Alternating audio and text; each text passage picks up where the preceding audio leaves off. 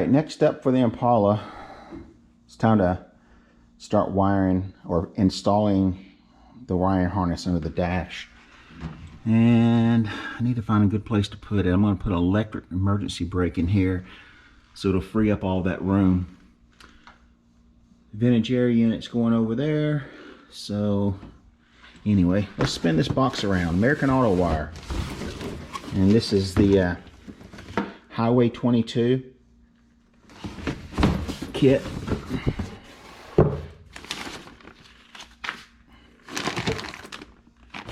Everything's really nicely packaged.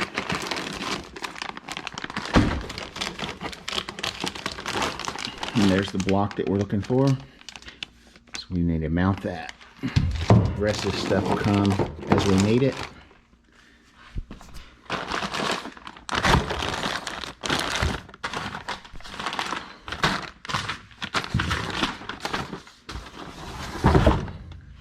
I've used a lot of kits, and I've sold a lot of kits over the years, and the American Auto Wire kit has always been one of my favorites.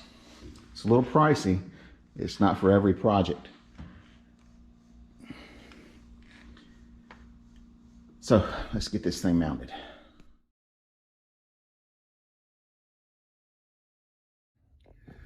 All right, folks, so we got the vintage air unit in, and prior to doing this channel, when I built the firewall, I welded studs in back behind the unit. Made a bracket for this unit that would mount it close to the firewall and get it up out of the way. So you can see on the inside, I barely have enough room for, and you really can't see in there, but I barely have enough room. It is pushed up as high as you can push it up. You won't be able to see this unit on the front side, at least not much of it, because I've got a drop down piece of dash that I've built that goes all the way across that'll incorporate the vents and stuff. So that's a real clean way to install the unit. Before you build the car, go ahead and get your evaporator and get it to where you can install it. Got the Willwood brakes installed, front and rear brake masters, and then a slave cylinder up there. And that's made or mounted to that bracket that we had put in prior to building the firewall. So I did all that welding. So now the game plan is to find out where I want to put the wiring harness. And so either I build a console and put it inside of it, but then I've got to design the console to where that fits inside of it. I really didn't want to design the console around the electrical. I wanted to design the console around what I felt like the car needed. So right now, I'm thinking this area over here. This car's gonna have an electric emergency brake, so it frees up this whole vent area where the cowl vent and stuff used to be. It frees up that whole area. So right now, that's the #1 game plan. All right, so after I found the spot that I wanted to put the fuse panel, made up a little template to where the panel's going to sit in the car, and then I'm going to transfer this to this piece of aluminum, cut out the aluminum, go ahead and make my bends to match my template, and let's see if it'll fit. So let's get started. All right, got it over in the brake, and just made our final bend. So let's take this out, take it back over to the table, and see how it looks. All right, so on this electrical panel, fuse panel bracket that we're making for the 61, I got it all broke up and everything, and it test fitted it. It's all really nice. What I'm gonna do now is put a center line right there, 2.5 inches from each side, because this is 5 inches across. What's important is, if you're making a bracket like this and you've got a panel or anything that mounts flat and you're gonna put a bead in it, you wanna make sure the bead is on the opposite side or pushing out the opposite way so that your panel will still be able to be bolted in flat. And you also wanna make sure that it's not gonna interfere with your hardware when you're bolting it down. So let's go over to the bead roller and see what we can do with this.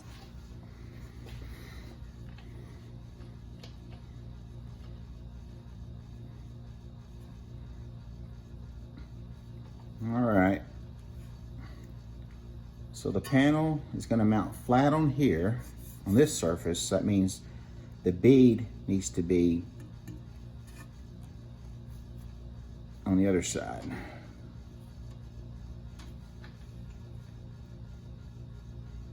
Get all the way to the edge. So it doesn't really have to be a real deep bead.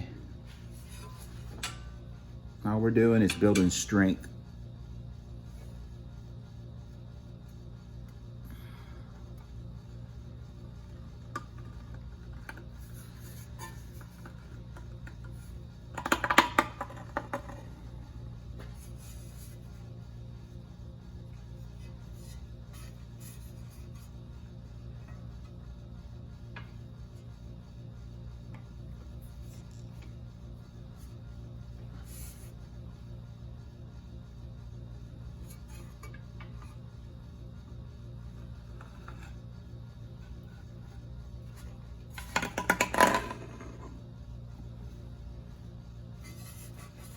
All right.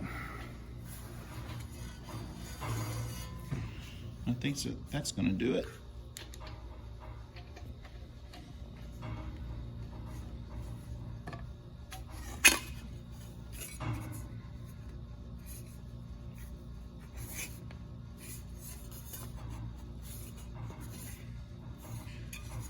That helped out a lot.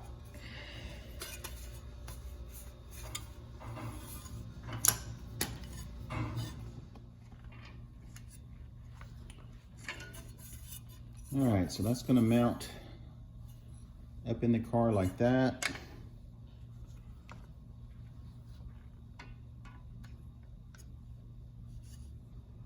I think it mounts the other way.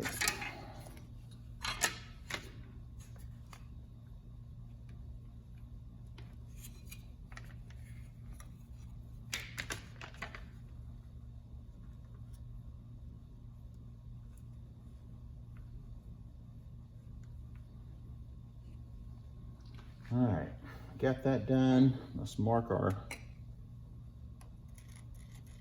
mounting holes.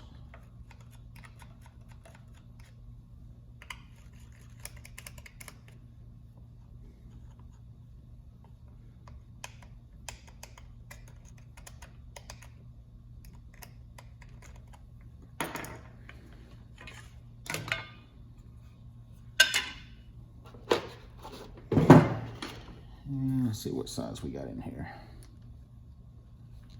I think we'll be safe to do that. Punch some holes in here.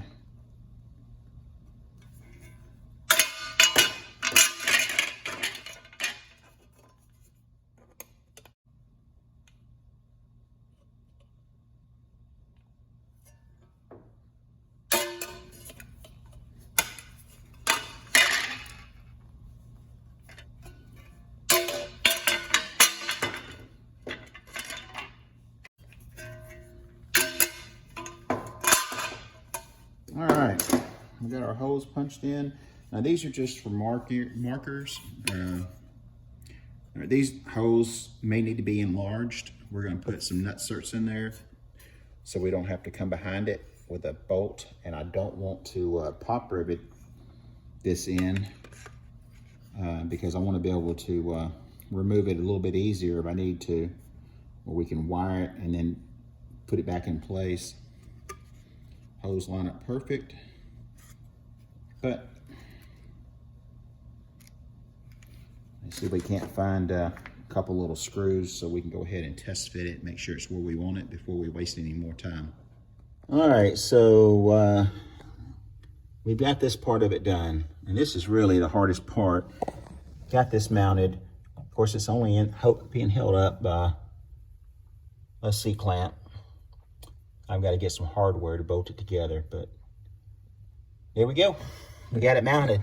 Thanks for helping me, guys. Hey guys, as always, thanks for joining me in the shop today. I hope you got something out of the video. We have so much more going on and a couple of really neat surprises coming your way on a vehicle that I have been looking for my entire life.